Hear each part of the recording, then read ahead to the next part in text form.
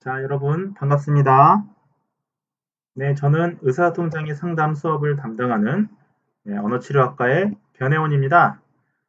오늘 배우실 주제는 바로 생애 동안의 의사소통 발달, 이른바 교재 3장이 되겠습니다. 자, 우리는 이 수업을 통해서 언어라는 것이 생애 동안 계속 지속적으로 전생에 걸쳐서 발달이 되는 과정이라 볼 수가 있겠는데요. 그러한 생애 동안에 어떻게 의사소통이 발달하게 되는지에 대한 어떤 학습적인 구조를 한번 배워보시도록 하겠습니다. 그래서 오늘 배우실 수업의 주요 개요는 다음과 같습니다. 먼저 아동기의 언어 발달이 어떻게 이루어지는지, 우리가 언어에 대한 여러 가지 측면들이 있습니다. 의미부터 의문까지, 아동기에 어떻게 언어가 발달하는지, 또한 의문 인식에 이르기까지 어떻게 발달하는지를 배우시게 되겠습니다. 또한 두 번째에서는요, 말소리 체계, 이른바 자음 또는 모음이 한 번에 발달되는 건 아닙니다. 대부분의 아이들은 아주 많은 시행착오를 겪으면서 파열음부터 시작하여 나중에 마찰음에 이르기까지 말소리 체계가 서서히 발달하게 되는데요. 이러한 것들에 대해서 한번 학습해 보도록 하시겠습니다. 또한 마지막으로 읽기와 쓰기의 기초가 되는 의문 인식에 대해서도 학습하는 것이 이번 챕터에서의 목표입니다. 자, 그럼 저와 함께 수업을 진행하도록 하겠습니다. 먼저 지난 시간 핵심 내용부터 좀 간단히 살펴보도록 하시겠습니다. 자, 지난 시간에 우리는 언어에 대한 어떤 정상 의사소통의 발달을 배우셨는데요. 우리가 언어적인 측면에서는 5개의 하위 구조로 구성된다는 걸 배우셨습니다. 그래서 의미론, 구문론, 의문론, 형태론, 이른바 화용론에 이르기까지 언어라는 것이 이런 5개의 하위 구성 요소로 구성되어 있다라는 거 우리가 지난 시간에 배웠습니다. 또한 말적인 측면에서는 말이라는 것이 결국 협응을 필요로 하는 복잡한 행위인데, 이러한 말을 관여하는 5가지 기본 과정이 있더라라는 걸 우리가 배우셨습니다. 그래서 호흡, 발성, 공명, 그리고 조음, 그리고 지난 시간에 마지막으로 대뇌 과정까지 배우셨죠. 네, 이러한 것들이 우리가 지난 시간에 배웠던 그런 내용들입니다. 아마 잘 기억나시리라 믿습니다. 자, 그리고 지난 시간에 마지막으로 배웠던 것이 바로 청각입니다. 자, 우리가 청각이라 하면 소리를 받아들이는 데 이용되는 감각을 말하는데요. 청각에 3가지 요소가 있습니다. 그래서 청각이라는 게 존재하려면 음원과 소리를 전달하는 매체, 즉 공기죠. 그 다음에 소리를 수용하는 기제, 이른바 청각 시스템이 있어야 한다라는 걸 우리가 지난 시간에 배웠습니다. 자, 우리가 귀가 3가지로 구성되어 있더라라는 걸 역시 지난 시간에 학습을 하셨는데요.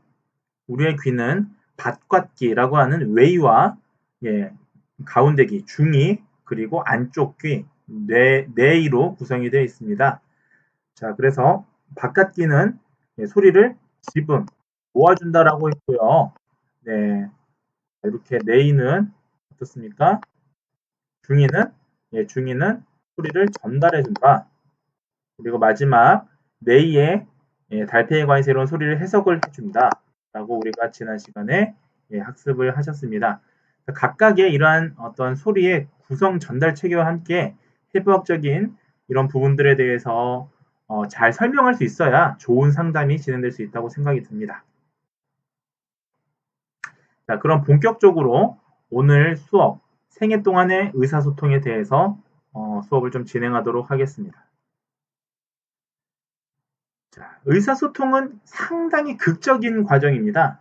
자, 여러분들 의사소통이라 함은 물론 평생 동안에 계속적으로 발달됨에도 불구하고 실은 가장 다이나믹한 발달, 극적인 발달은 출생 후부터 6세 사이에 발생이 됩니다. 네, 그래서 이 시기를요, 이 언어학 또는 아동학에서는 언어의 민간기라고 표현을 합니다. 자, 언어의 민간기라고 표현합니다. 많은 언어학자들이요, 이러한 언어의 민간기를 증명하기 위해서 여러 가지 연구들을 해봤는데요. 자, 이런 실증적인 예시들이 있습니다. 언어의 민간기가 존재한다라는, 즉 출생부터 6세 사이의 시기가 언어 발달에 있어서 매우 중요하다는 걸 반증하는 여러 예시들이 있습니다. 자, 대표적인 게 여러분들 늑대 인간이라고 혹시 들어보셨나요? 고리바둥들. 네, 고리바둥의 예인데요.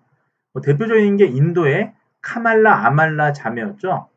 자, 지난 세기 20세기 초반에 인도에서 카말라 아말라라는 이런 자매가 발견이 됩니다. 이 발견 당시에 늑대 소굴에서 발견이 되는데요. 카말라는 한 1.5세였고요. 아말라는 한 5세였는데 네, 발견 당시에요. 이들은 늑대처럼 기어다니고 음식물도 손으로 먹지 못하고 네, 이렇게 혀로 핥아먹는 정말 늑대와 같은 그런 모습을 보이는 사람들이었습니다. 자, 근데 언니는 빨리 죽었고요. 1.5세인 동생은 그래도 한 40세까지 살았는데요. 결국 죽을 때까지 말을 학습하지 못했죠. 5세. 예, 5세였던 언니는 예, 죽을 때까지 말을 학습하지 못했습니다. 그 이유는 뭐겠습니까? 예, 언어의 민감기. 6세 이전의 언어가 극적으로 발달이 돼야 되는데 이 시기를 놓쳐버리면 예, 언어 발달이 어렵다는 걸 반증하는 하나의 예시라고 볼 수가 있겠습니다. 자, 10대에도 하지만 언어 발달은 계속 지속됩니다. 여러분들 6세 이후에 언어가 다 발달이 끝난 건 아니죠. 여러분들은 예, 이미 경험이 있으시다시피 초등학교, 중학교, 고등학교에 진학하여 예, 역시 지금도 이렇게 언어가 계속 발달되지 않습니까? 네, 대표적인 게 읽기 쓰기입니다. 네, 읽기와 쓰기를 학습하면서 계속 지속적으로 발달하기 마련이죠. 자, 전 세계적으로 계속 이 발달하는 언어는요, 노년기가 되면 예, 안타깝지만 감퇴가 됩니다. 노화가 됩니다. 음성이라든지요, 유창성이라든지요, 네, 청각, 심지어 기억까지도 점차적으로 감퇴가 됩니다.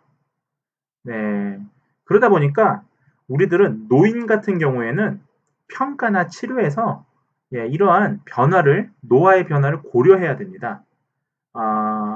예컨대요, 노인들은 청각이 변화, 즉 청각이 감퇴되지 않습니까? 청각이 감퇴되기 때문에 예컨대 어떻게 감퇴되느냐?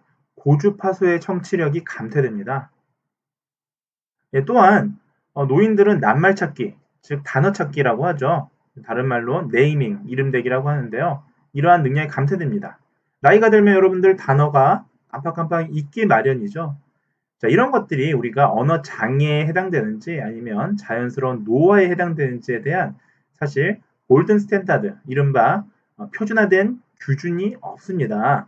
네, 그렇기 때문에 최근 언어 치료에서는 이러한 노화에 대한 어떤 그런 골든 스탠다드를 찾아가는 그런 연구들도 많이 진행되고 있습니다. 자, 어찌됐건 우리가 노년기에도 언어는 이렇게 변화하고 예, 다시 얘기하면 감퇴되기 때문에 이러한 것들을 평가에 반영해야 되는 게 예, 지당한 논리겠죠. 자, 어쨌든 정리하면 언어는 민간기라는 때에 극적으로 발달하지만 예, 생애 전반에 걸쳐서도 지속적으로 발달한다라는 게 핵심이 되겠습니다. 자, 우리가 극적으로 발달한 이 아동기 언어 발달을 아주 중요하게 살펴보지 않을 수가 없습니다. 자, 아동기 언어 발달을 보면 어느 나라고, 어느 언어권이고, 어느 문화권이고를 초월해서 보편적으로, 인간이라면 보편적으로 발달하는 과정이 있습니다. 예컨대 첫날말은 언제 등장하나요? 네, 이런 질문들을 하면 여러분들은 너무 쉽게 대답을 하겠죠? 자, 첫날말은 만일세경에 등장을 합니다. 이런 것들은 예, 미국 아이도, 우리나라 아이도, 또 중국 아이도, 아프리카 아이도 공통적으로 발달하는 과정, 이른바 보편적 발달 과정이라고 칭할 수가 있겠습니다. 자, 또 다른 보편적 발달 과정 어떤 것들이 있나요? 4세경이 되면요, 모국어의 기본적인 언어 구조 대부분을 학습하게 됩니다. 예.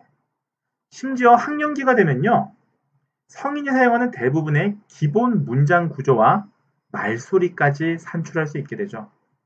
이런 것들이 바로 보편적인 발달 과정이라고 우리가 볼 수가 있는 것입니다. 따라서요, 우리는 아동기 언어 발달을 통해서 언어 말소리 습득 순서에 대한 이해를 할 필요가 있습니다. 그 이유는 두 가지인데요. 하나는 첫 번째는 대상자의 언어 수준을 판단하기 위해서입니다. 자, 이런 보편적 발달 과정의 하에서 우리가 언어 말소리, 이런 습득 순서를 알아야 되는 건 이 대상자가 어떤 언어 수준에 있느냐를 판단하기 위한 아주 중요한 힌트를 주게 됩니다.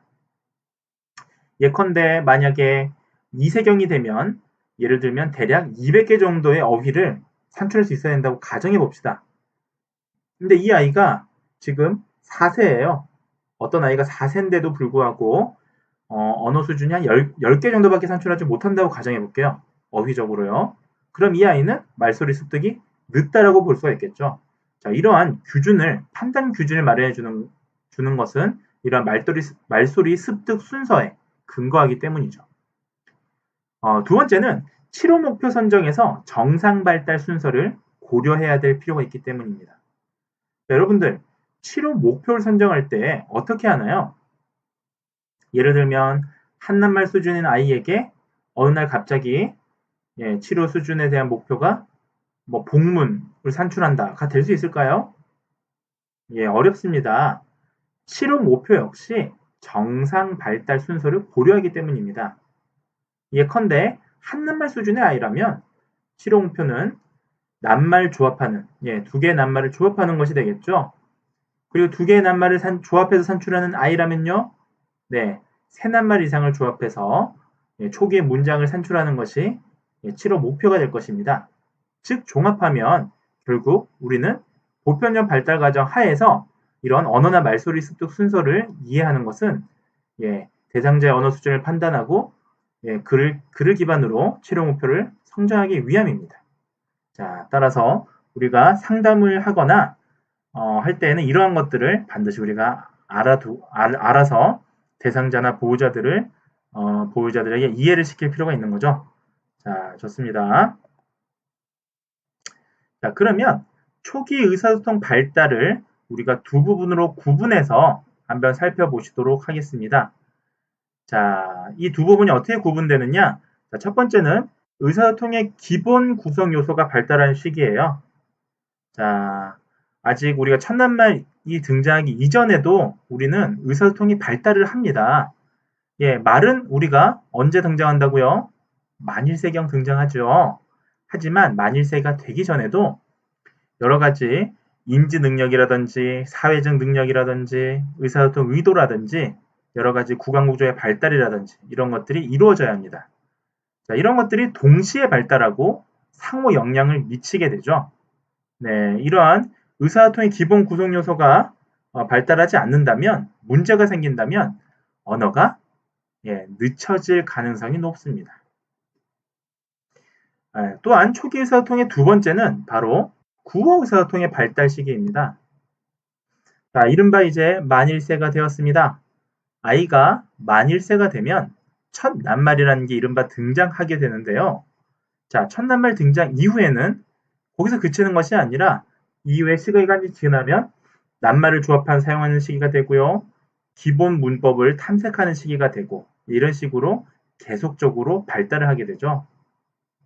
여러분들이 아마 개론 수업이라든지 기타 언어 발달 관련된 수업에서는 구어 의사소통 시기, 즉 구어 의사소통이 발달하는 시기에 대해서 아주 자세하게 배웠을 겁니다.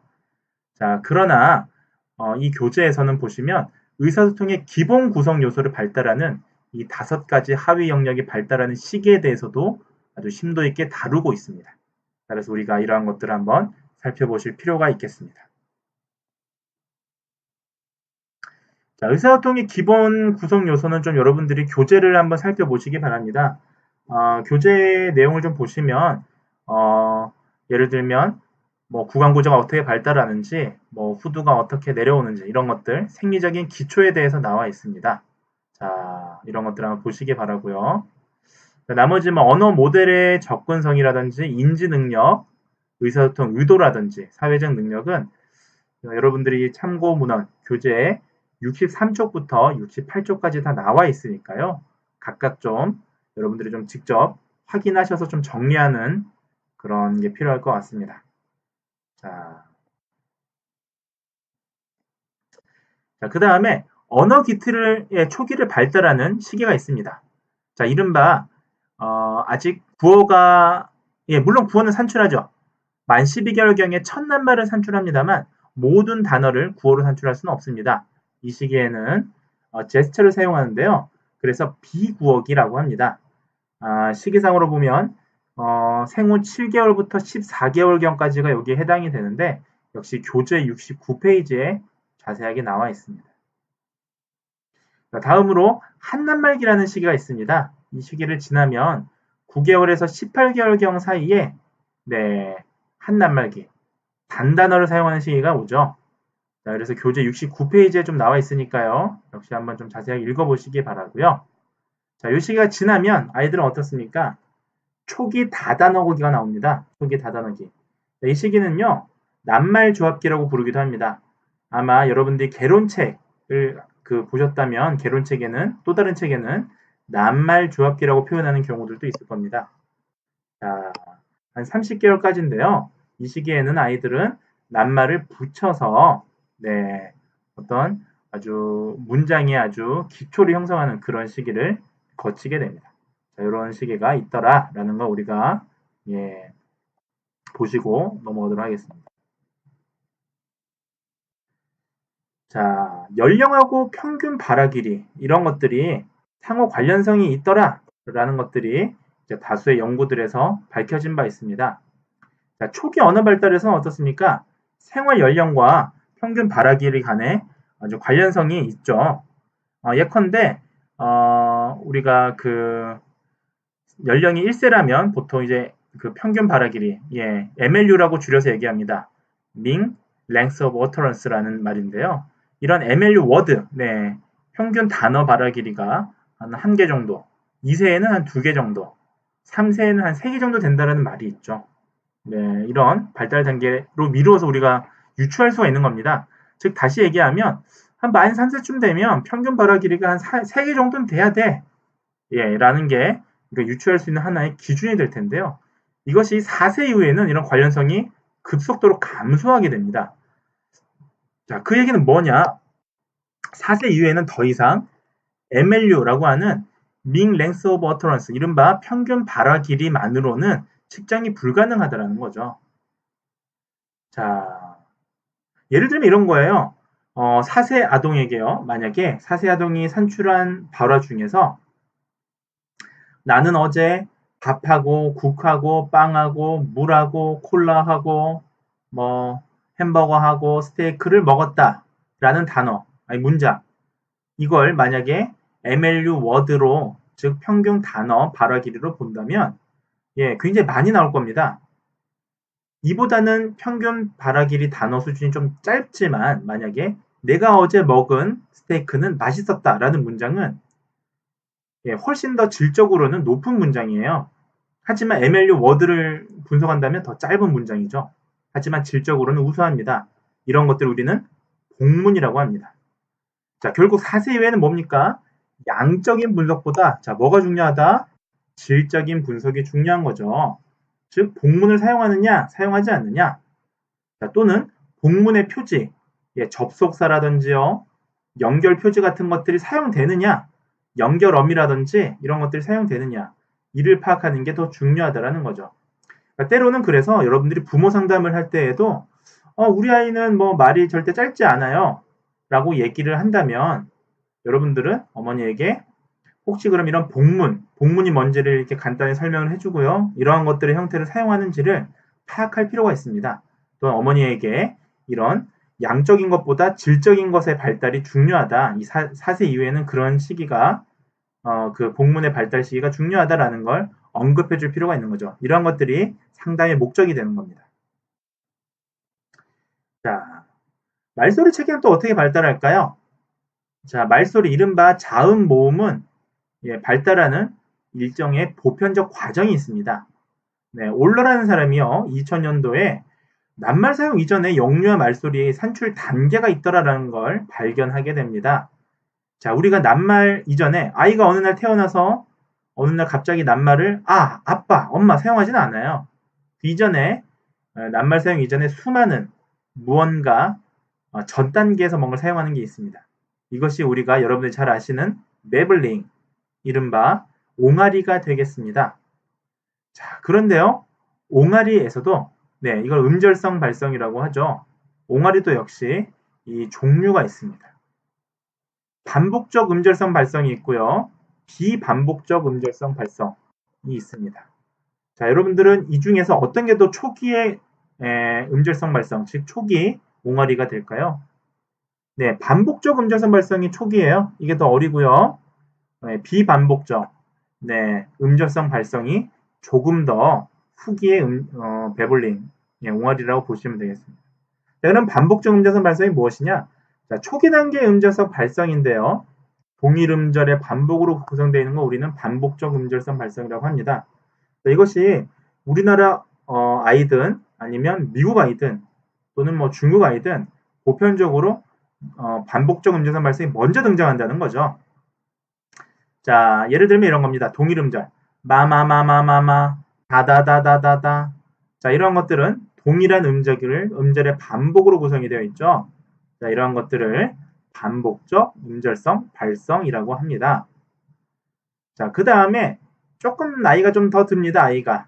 한 10개월쯤 되면요. 아이는 비반복적 음절성 발성을 산출하게 됩니다. 이를 우리는 변형적 음절성 발성이다라고 동의어로 사용하고 있죠. 자, 이건 뭐냐? 반복되지 않는 자음 모음 형태를 보입니다. 이전까지는 마마마마, 다다다다 동일 음절이 반복이 되었었는데요. 이때부터는 아이는 마도카, 아빠파카 이런 식으로 여러 동일하지 않은 음절을 구성하게 됩니다. 마치 성인의 유사한 억양과 패턴이 비슷해집니다. 그래서 이를 향후에 자곤으로 발달하는 그런 옹알이다라고 칭하는 사람들도 있습니다. 물론 이거를 자곤하고 구분하는 사람들도 있고요. 학자들도 있고요. 이것이 자곤이다라고 보시는 분들도 있어요. 자, 어찌됐건 핵심은 옹알이라는 것이 말소리 이전에, 첫낱말 이전에 등장하는데, 자, 말소리 체계가 발달하기 이전에 등장하는데 그러한 옹알이는 반복적 음절성 발성이 있고 그 이후에 비반복적 음절성 발성, 이른바 변형적 음절성 발성으로 발달하더라라는 게 핵심이 되겠습니다. 자, 그래서요. 아이가 첫낱말이 등장하는 건 이 시기가 이제 지나면 12개월에서 18개월 사이에 첫낱말이 등장하면서 이른바 이제 언어 수준으로 들어오게 되는데요. 초기 낱말은 주로 한 음절, my라든지 반복 음절, 맘마 뭐 이런 것들이 되겠습니다. 자, 하지만 아직 이때의 아이들은요. 정확하게 말을 산출하는 건 아니에요. 정확하게 산출할 수 있는 말소리는 제한됩니다. 그래서 몇 개의 단어로 여러 가지 상황들을 표현하다 보니까 그 상황에 맞춰서 우리가 청자가 해석해야 되는 그런 번거로움이 있죠. 예를 들면 뭐 음식을 가리키면서도 엄마라 얘기할 수도 있고요. 엄마를 부를 때에도 엄마라고 할 수도 있고 물을 가리키면서 엄마라고 할 수도 있는 겁니다. 달라라는 뜻이 될 수도 있겠죠. 자, 이런 상황을 잘 파악해야 된다, 고려해야 된다라는 거죠. 자, 정상 발달 중에 흔히 나타나는 음운 변동, 책 교재 76페이지에 표 3-4 나와 있으니까 한번 살펴보시기 바랍니다. 이제 이 책이 그 외국 사람이 쓴 책이다 보니까 우리나라의 음운 변동은 아니고요. 영어권 화자들의 정상 발달 중에 흔히 나타나는 음운 변동이라 보시면 되겠습니다. 자, 보다 보편적인 내용을 보시면요. 자, 파열음과 비음이 제일 먼저 발달합니다. 자, 말소리는 자음에서는 파열음과 비음이 먼저 발달을 하게 됩니다. 이후에 마찰음과 이중모음이 비교적 늦게 발달이 됩니다. 마찰음과 이중모음이 상대적으로 늦게 발달이 되고요. 자, 심지어 유음, 여러분들 유음 아시죠? 유음이 어떤 거죠? 리을을 유음이라고 하죠. 블레이드라고 합니다. 미끄러듯이 발음되는 이 리을 소리들에 가끔씩 활음으로 발음될 때가 있어요. 자, 활음이 뭐죠, 여러분들? 활음은 이중모음 같은 거잖아요. 우리가 이중모음이 뭡니까? 활음과 모음으로 구성이 되어 있거든요. 자, 그래서 유음의 화르마는 유음, 리을을 이중모음처럼 발음하는 걸 얘기해요. 자, 이런 거는 5세가 지나서도 지속되는 경향이 있다라는 것을 수많은 학자들이 발견을 하게 됩니다. 우리나라에도 마찬가지인데요. 우리나라도 아이들이 발음하는 거 보면 호랑이라는 거를 호양이라고 발음해요. 여러분들. 자, 이거는 정상적인 음운 변동입니다. 정상 발달 중에 흔히 나타나는 음운 변동입니다. 자, 호랑이를 호양이라고 하는 거 이게 유음의 화름하다. 자, 이런 거는 5세가 지나서도 계속 지속되는 경향이 있더라라는 거 함께 알아두시기 바랍니다. 자, 일반적으로 모음은 3세까지 정확하게 산철이 됩니다. 자, 모음이 좀 빨리 이제 완성이 되죠. 3세가 지날 때까지도 모음이 만약에 이 완성이 되지 않는다면 아이는 뭔가 언어가 좀 늦다, 말소리 체계에 있어서 발달이 늦다라고 보시면 되겠습니다. 자, 여기까지 시간 관계상 진행을 하고요. 뒤에 나오는 음운 변동은 다음 시간에 다루도록 하겠습니다. 여러분들 경청해 주셔서 감사합니다.